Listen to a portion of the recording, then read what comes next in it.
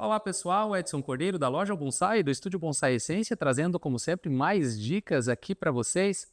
Você já deve ter ouvido falar e estar bem familiarizado com o termo transplante na arte do bonsai e talvez também com o replante.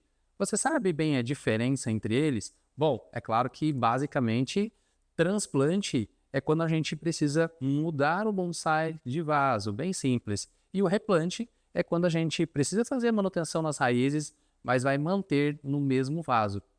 Mas você sabe bem a diferença e o porquê desta opção?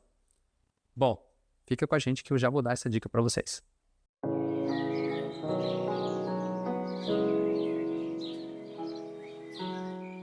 Então vamos lá, vamos primeiro de tudo falar sobre o replante. Então o replante, como já comentei, seria de manter a planta no mesmo vaso. Bom, gente, primeiro de tudo a gente tem que pegar a coisa pela base, pelo fundamento. Vamos lembrar que nós precisamos sempre replantar ou então transplantar plantas saudáveis, tá? Não espere a sua planta dar sinais aí de que está com perda radicular, está com as raízes debilitadas, para que aí então você faça o trabalho de transplante ou replante, tá certo? Então, se a sua planta está aqui neste vasinho, por exemplo, que no caso é um vaso Izumi de primeiríssima qualidade, onde nós temos aqui um Kuromatsu Hidaka, e a planta está indo muito bem, ela está maturando e já faz aí talvez entre 3 e 5 anos que a planta está se desenvolvendo aqui neste vaso, pode ser sim um momento adequado para a gente fazer o trabalho de replante no caso. E aí eu optaria, com uma planta saudável como esta, em mantê-la justamente no mesmo vaso. Muito provavelmente, neste momento, este vaso está repleto de micorrizas, né, que são os micro-organismos que interagem positivamente para o melhor desenvolvimento e saúde deste pinheiro, tomado como exemplo aqui. Então este vaso também, ele, com esse poder de interação biológica, ele matura com o tempo. E isso é um ponto super fundamental, tanto neste tipo de vaso, quanto neste aqui também, o fator de interação biológica. A maturidade da planta está conectada também com a maturidade do próprio sistema radicular e também da biologia e, por consequência, também do próprio vaso. Então aqui é muito positivo e muito saudável sim que eu continue utilizando o mesmo vaso. Mas por que então eu vou fazer o replante? Bom, gente, de tempos em tempos nós precisamos criar novas áreas e criar novas condições para que as raízes se renovem, é isso mesmo. Então nós vamos sim, mesmo com uma planta exuberante como nós temos aqui, super saudável, nós vamos precisar fazer o trabalho de replante, tá bom? O trabalho de replante normalmente é feito em trabalho parcial, né? Aquele transplante onde a gente remove apenas um percentual aí de cerca de 30% da massa radicular externa e um pouquinho ali embaixo do torrão e a gente replanta no mesmo vaso, renovando aí o solo, tá certo? Quais as vantagens do replante neste caso aqui que a gente está tomando novamente como exemplo? Bom, gente, nós temos uma planta que está em estágio de maturação. Então aqui a gente precisa entender o seguinte, eu preciso ter muito claro qual é o estágio, o nível de evolução da minha planta de acordo com o projeto que eu tenho para ela. É isso mesmo, tá?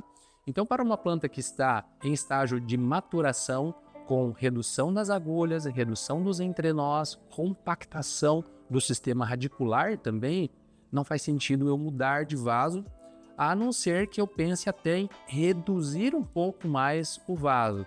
Não é o caso aqui, não é o caso desta planta, tá? A gente vai manter ela neste vaso aqui, justamente para continuar a evolução e maturação como ela está, tá certo?